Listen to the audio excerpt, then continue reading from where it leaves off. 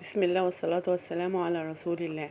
دول كده شوية بسلة من غير رحمة، من غير فراخ، من غير اي حاجة. وهنقول بسم الله ونبدأ.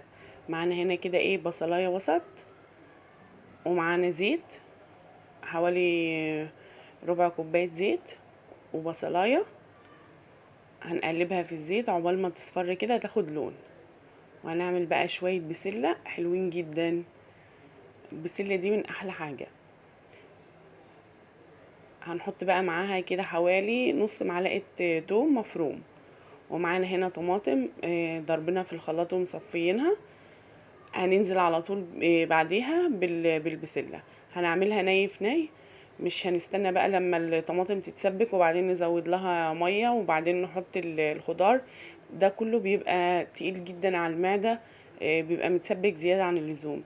انما لما اعمل حاجة ني في ني كده واسيبها تستوي مع بعضها بتبقى حلوة وما بتبقاش تقيلة على المعدة.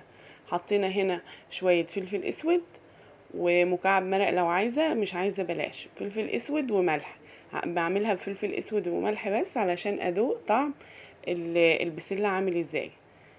بيبقى طعمها حلو جدا من غير بقى اضافة البهارات الكتير دي.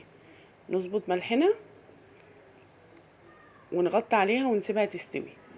عملناها ببصلاية بس وفلفل وملح، وطبعا اهم حاجة الطماطم. عندنا هنا استوت وبقى طعمها حلو جدا وشكلها حلو، ومعاها شوية رز بشعرية. هتبقى حاجة اخر جمال. استوت زي ما انتم شايفين كده، وهتبقى خفيفة، مش هتبقى تقيلة متسبكة جامد كده وتقيلة.